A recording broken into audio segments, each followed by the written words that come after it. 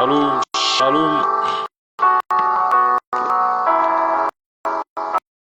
shalom, bien-aimés dans le Seigneur.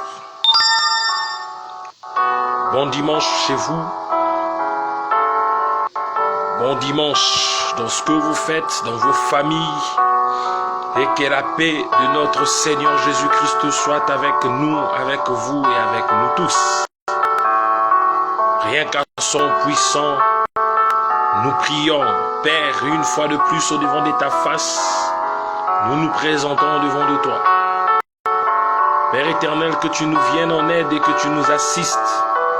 Parle-nous au travers de la bouche de celui que tu as choisi pour énoncer cette bonne nouvelle. Que ça ne soit pas moi qui allais parler, mais toi qui allais nous parler. À ma place, utilise-moi comme instrument selon bon te semble, ou comme bon te semble. Et que tout soit pour la gloire de ton nom, et c'est là au nom de Jésus. Comme je le dis, que ma bouche soit fermée et que toi seul puisses parler à ma place. Que ma personne, mes pensées ne soient plus. Et que ça soit une inspiration venue de toi. Et c'est là au nom de Jésus. Prends-moi en charge et je ramène captif à l'obéissance à ta parole.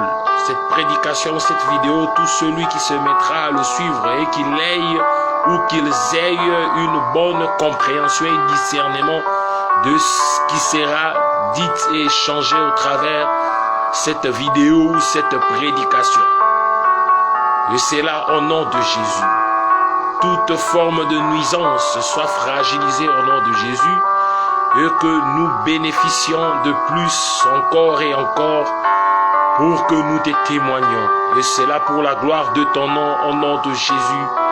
Amen. Shalom encore et que la paix du Seigneur soit avec nous. Bien-aimés, nous sommes là.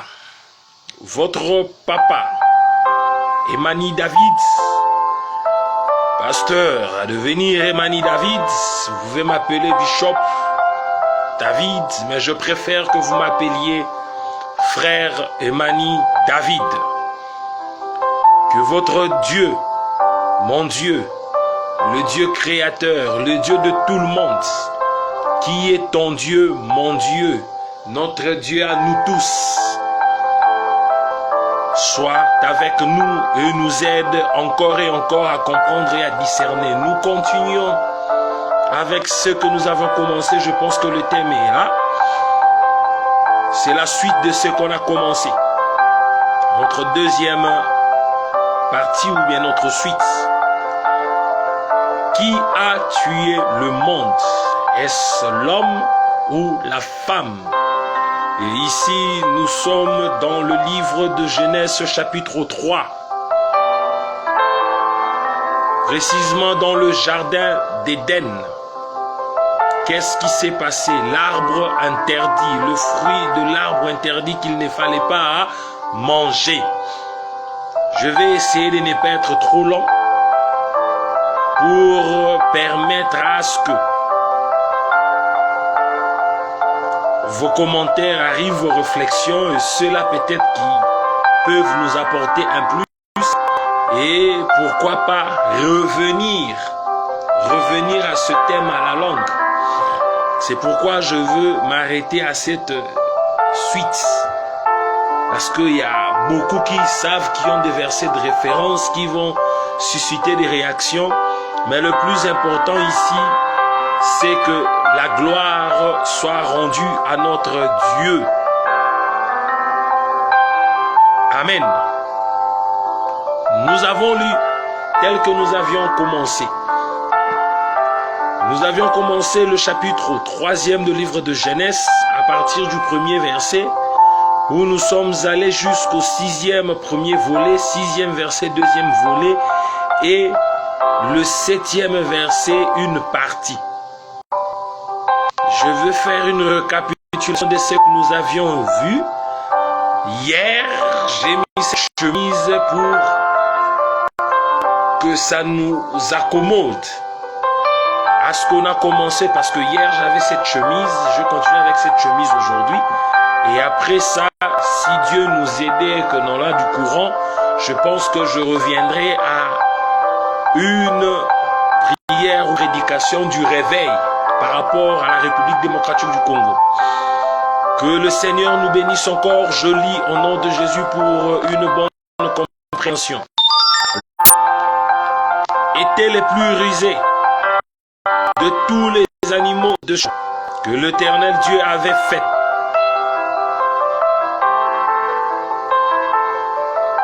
Il dit à la femme,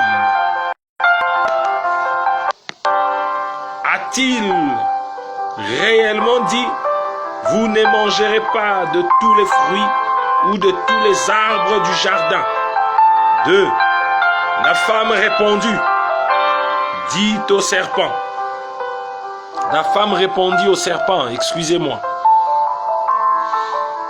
Nous mangions du fruit des arbres du jardin. 3. Mais quant au fruit de l'arbre qui est au milieu du jardin, Dieu a dit, vous n'en mangerez point et vous n'y toucherez point, de peur que vous ne mouriez.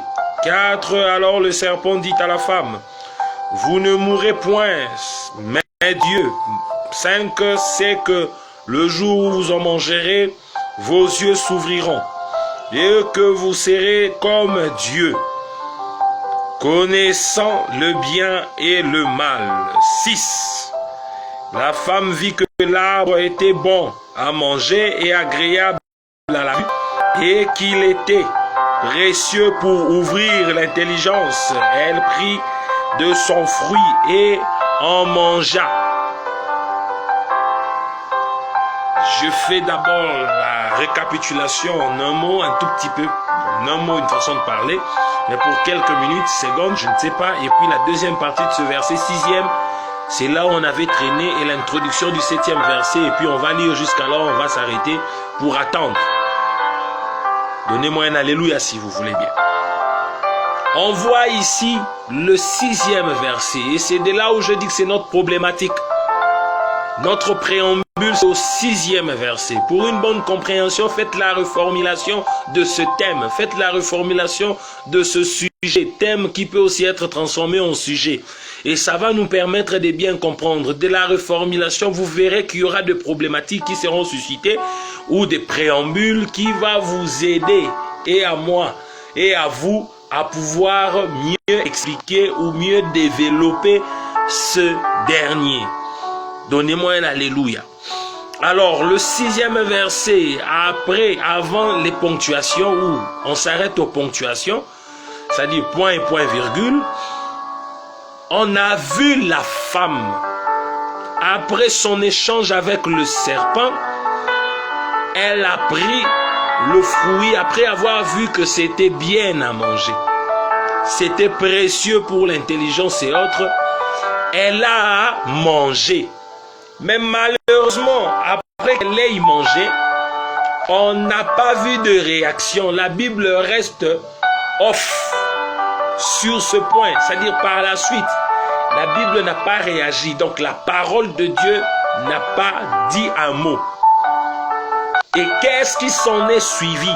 C'est pourquoi je dis ici hier que nous devrions arrêter ce message d'intoxication ou d'étouffer la femme, l'accusant d'être à la base de ce qui est arrivé au monde ou aux humains ou à la création, précisément à la créature en général ou aux créations. Utilisez ce qui vous semble bon. Donnez-moi un alléluia. Donc arrêtons ça. Ici on n'a pas dit que la femme a mangé, Dieu est venu. La femme a mangé, son intelligence a été ouverte. La femme a mangé, elle est morte. La femme a mangé et elle a connu le bien et le mal. La femme a mangé, il n'y avait pas de réaction. Je ne fais que juste récapituler en quelques secondes, 1 ou 2 minutes. Donc il n'y a pas eu de réaction de la part du Créateur, de la part du grand Maître, de la part du Dieu Tout-Puissant, de la part de notre Seigneur Jésus-Christ qui fut avant que Abraham ne soit, qui est à la base au commencement, c'était lui, la parole. Et il s'est tu. Cette parole, elle s'est tue. La personne de Dieu s'est tue. La femme en mangea, on n'a pas vu de réaction. Et je le dis, je le redis à haute voix, arrêtons avec ce message. Et je rappelais même que j'ai entendu quelque part une confession, je ne sais pas, une église disant que la femme, plus loin traitant de la femme de tout, chosifiant la femme, qu'elle n'a même pas droit à la parole à cause de ça. Et si vous posez des questions, ils vont dire l'apôtre Paul a dit, apôtre Paul a dit, il y a de confusion dans beaucoup de choses. Mais je ne suis pas dans ça pour amener les gens à des échanges, des débats, non. Moi seulement, c'est que je veux ici que l'on soit d'accord. Je ne suis pas en dehors de la parole et que l'on reste dans la parole. Ce que la parole nous dit, et nous ne pouvons que interpréter dans une langue, dans un langage compréhensif à tout le monde, dans les moyens que tout le monde pourra comprendre, et que seul ni l'homme ni la femme, jusqu'à preuve du contraire, là où je me suis arrêté aux ponctuations, a été à la base de la destruction du monde. Mais nous allons comprendre. Déjà de par là où je suis arrêté à la première partie du 6e verset, on comprend que la femme n'est pas à la base. La femme n'est pas à la base. Qu'est-ce qui nous a fait comprendre? La suite, où je vais encore lire la continuité. 6, toujours le verset 6, après le point virgule. Juste après que la femme ait mangé, elle en donna. Et nous savons tout ce qu'on a appris au banc de l'école. Partout où il y a l'instruction, cela veut dire qu'il faudrait faire une pause. Donc quand on fait une pause, ça peut être des secondes, ça peut être des minutes, avant qu'il y ait eu la continuité d'une phrase ou du paragraphe. Maintenant, comme il y a déjà une ponctuation là, il y a le point et point virgule, il y a une pause. Pendant les minutes de pause, qu'est-ce qui s'est passé? Les secondes même, le tierce s'il le faut. S'il faut déduire. Il y a de tierces, peut-être 1 heure, peut-être 30 secondes, 30 minutes, quelques tierces. Maintenant, cet espace-là aurait dû permettre déjà à Dieu d'intervenir. Cet intervalle-là, on allait où la parole qui n'a rien oublié, allait nous dire déjà que les yeux de la femme s'ouvrit. Outre la femme apprirent ou connurent qu'elle était nue. Mais ici, on ne nous a rien dit. Qu'est-ce qu'ils s'en suivent après? Par la suite, on nous dit, elle en donna. Elle en donna aussi à son mari qui était auprès d'elle. Qu'il soit auprès d'elle, ça veut dire à proximité. Que ce soit à 2 mètres, à 3 mètres, à 1 mètre, à 10 mètres, à 1 kilomètre, c'est toujours être auprès d'elle parce qu'elle avait le moyen d'atteindre son mari. Si le mari était là sur place où se trouvait la femme, la Bible allait dire que le mari aussi avait écouté ce que le serpent avait dit. La Bible n'allait pas nous cacher ça. La Bible allait nous dire que le mari avait entendu cet échange. Mais malheureusement ici, la Bible n'a rien dit. Automatiquement, le mari n'était pas là où ils étaient. À côté, peut-être derrière la maison ou de l'autre côté, en train de faire je ne sais quoi, peut-être à 10 mètres, à 15 mètres, en train de faire autre chose. Toi et moi, on ne connaît rien. On s'est tu tel que la parole s'est tue. Maintenant, de par là, du fait seulement que la femme a pris et a fait déplacer la chose pour atteindre le mari. Pour atteindre le mari, et on voit encore il y a une ponctuation. Il y a maintenant des virgules. Hein. Il y a des virgules qui s'en suivent. Elle donna aussi à son mari, virgule, qui était auprès d'elle, virgule, et il en mangea. Point. Et on démarre maintenant une seconde partie ou soit une autre partie de cette histoire ou la suite de l'histoire ou une nouvelle paragraphe. Donc ça continue. Je ne sais pas, on dit un nouveau paragraphe. Moi, je ne sais pas. Aidez-moi, corrigez-moi, je vous en prie. Donc le verset 7e. Et c'est de par ce 7e verset où on comprend qu'il y a des effets secondaires. Et c'est de par là qu'on va comprendre, on va essayer de décortiquer. Le verset 7e. Les yeux de l'un et de l'autre s'ouvrirent. Les yeux de l'un et de l'autre s'ouvrirent. Or, il fallait que le verset 7e s'ouvrir, ponctuation. Il y a eu une pause. Il fallait que j'ai entendu que la parole de Dieu nous dise ici que les yeux de la femme s'ouvrirent avant. Or, les yeux de la femme ne s'ouvrirent pas. Donc rien, il n'y a pas eu d'effet secondaire sur la femme quand elle a mangé cet arbre ou goûté au fruit de cet arbre du milieu du jardin interdit. Ou de cet arbre interdit du milieu du jardin. Il n'y a pas eu d'effet secondaire. Donc cela veut dire, ici le serpent connaissait et visait quelque chose. Le serpent ne visait pas la femme. La femme n'a été qu'utilisée pour atteindre ce que le serpent visait. Le serpent visait l'homme. Et moi, j'y vais plus loin. Donc ici, à partir de faits secondaires, on va essayer de comprendre. Les yeux s'ouvrirent, ponctuation, virgule.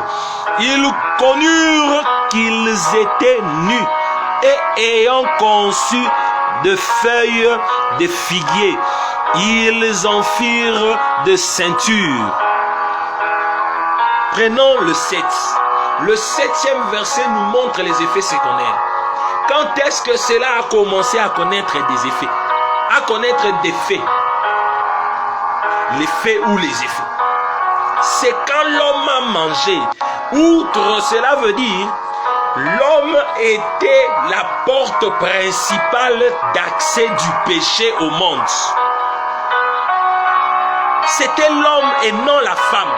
Donc il a fallu que l'homme mange pour que le péché ait accès. D'autant plus que l'homme n'avait pas encore mangé, le péché n'avait pas accès. Et c'est l'homme qui a été visé. Vous pouvez me donner un alléluia. Et l'homme, quand il a mangé, on a commencé à connaître ses faits secondaires. Et ça a commencé par les yeux qui devaient être ouverts. Donnez-moi un alléluia. C'est l'homme qui était la porte. Donc d'autant plus que l'homme allait refuser de goûter ou de manger à ce fruit. Donc, ça n'allait pas connaître d'effet dans la vie de toute espèce du monde, de toute la création. C'est quand l'homme a mangé. Et plus loin maintenant, l'homme mange. Les deux maintenant ont connu l'ouverture des yeux. Et ils ont su qu'ils étaient nus et ont conçu des vêtements. Mais ce fait-là, tout cela ne s'est réalisé qu'après que l'homme ait goûté à ce fruit. Donnez-moi un alléluia. Maintenant, de par là, le verset 8e nous dit ceci. Alors ils entendirent la voix de l'Éternel Dieu qui parcourait le jardin vers le soir. Et l'homme et sa femme se cachèrent loin de la face de l'Éternel Dieu au milieu du jardin d'Éden. 9. Ils se sont cachés parce que ils ont appris de choses. Mais le préambule ici, ça a commencé juste quand l'homme a mangé. Cela veut dire la responsabilité a été attribuée à celui qui était la porte principale. Il y a toujours le responsable de chaque chose. Comme on nous dit ici, il n'y a pas de mauvais troupe qu'un mauvais chef. Le mari ou l'homme était le chef de Ève. Donc Ève a mangé, il n'y avait pas d'effet. Le problème ici, si vous regardez des histoires de guerre et consorts, les affrontements de guerre, regardez plus le film d'action chinoise, les histoires des empereurs et autres. Vous verrez qu'à l'époque, ils ne cherchaient qu'à tuer le commanditaire de troupes. Donc à chaque fois qu'il y avait guerre, il fallait mettre le commandant du troupe ou bien un homme fort. Et l'homme fort va s'affronter au camp adverse. C'est lui qui va tuer l'autre. L'autre camp va perdre le combat. Et c'en est ainsi avec l'histoire, un exemple typique de David et de Goliath.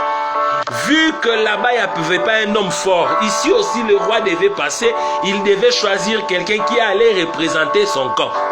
Et quand David a tué Goliath, les Philistins ont pris fuite. C'est de la même manière que Goliath faisait souffrir et les Israéliens fuyaient.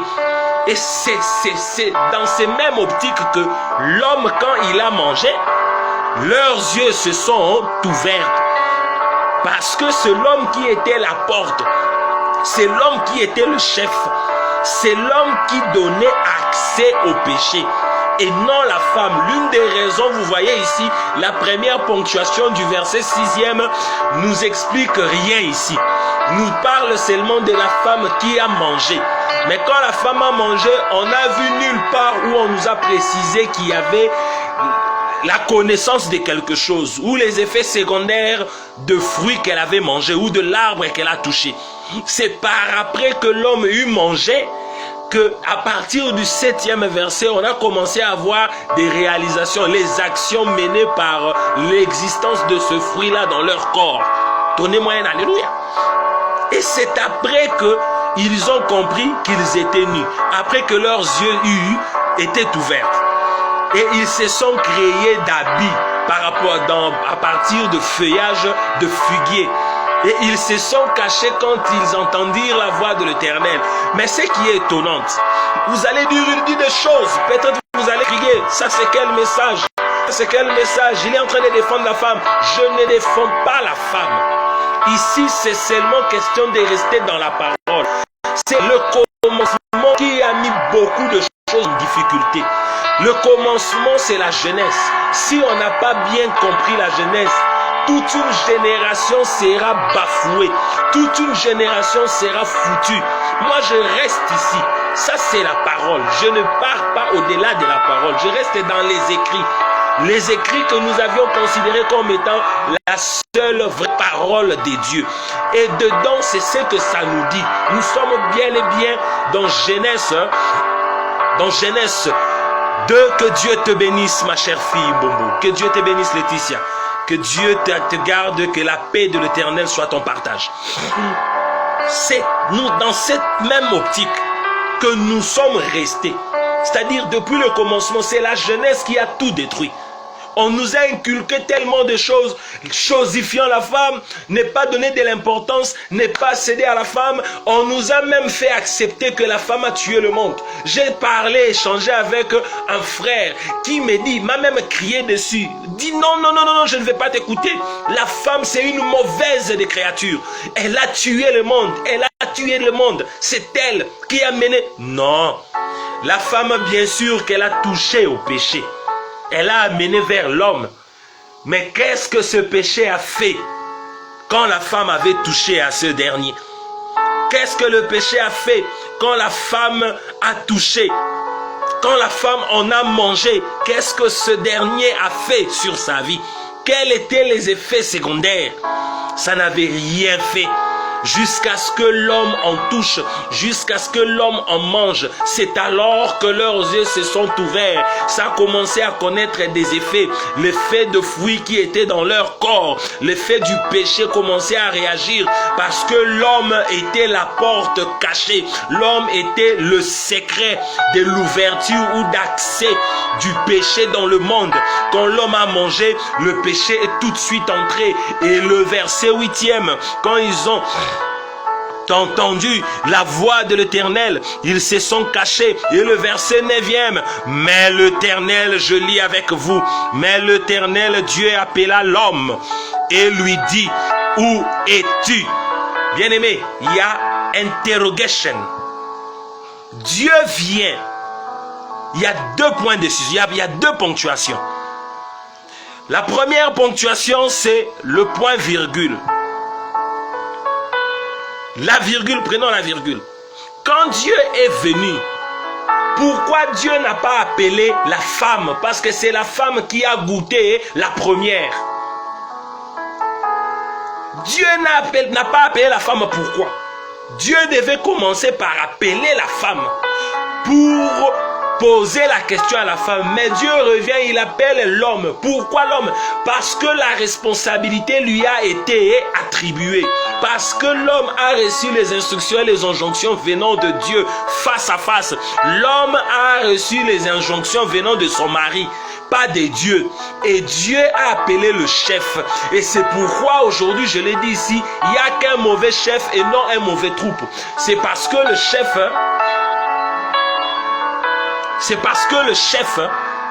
n'a pas fait son travail. Le chef n'a pas été responsable. Le chef n'a pas respecté les instructions qui lui ont été données par le Créateur. Quelles sont ces instructions? De refuser de manger ou de toucher à ce fruit de l'arbre du milieu. Dieu n'avait rien dit à la femme. Il ne se rappelle même pas avoir donné des instructions à la femme. C'est à l'homme. Et il suffisait qu'à l'homme d'en manger pour que la porte soit ouverte. Et l'homme qui était la porte, qui interdisait l'accès du péché dans le monde, en a ouverte en consommant, en mangeant ce fruit de l'arbre du milieu du jardin interdit. Et c'est alors que le péché est entré. Et au lieu d'arrêter les péchés, Dieu vient, il appelle l'homme. L'homme avait la facilité. Mais ici, Dieu vient, il appelle le responsable. Quand le Congo a un problème, on n'appellera pas les opposants.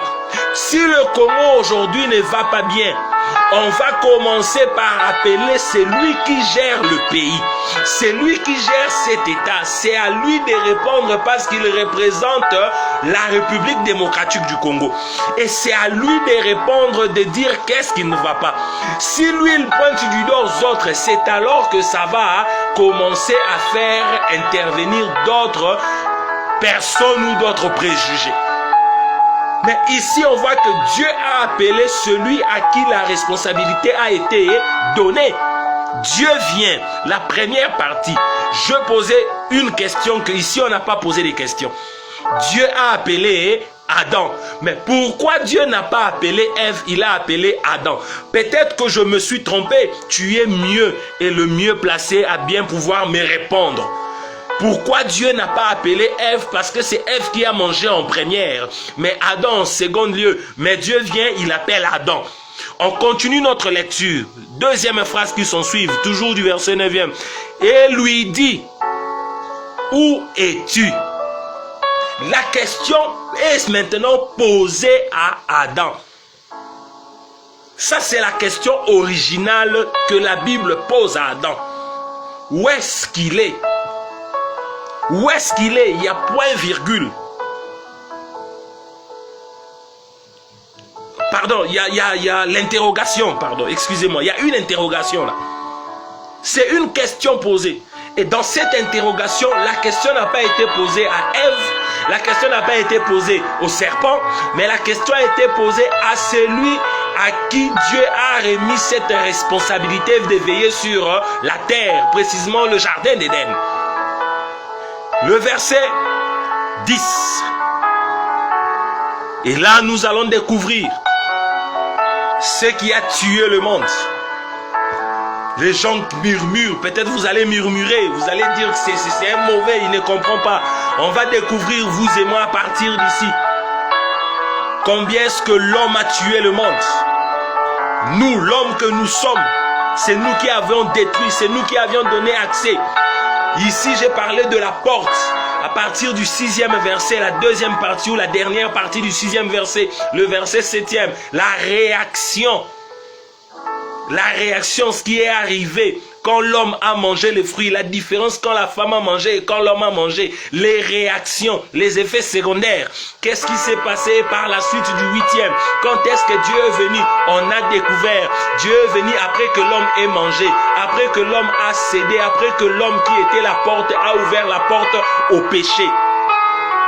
Maintenant, le verset 10e nous dit ceci. Donnez-moi un alléluia. Il répondit, c'est l'homme qui répond, Adam. J'ai entendu ta voix dans le jardin et j'ai eu peur parce que je suis nu et je me suis caché.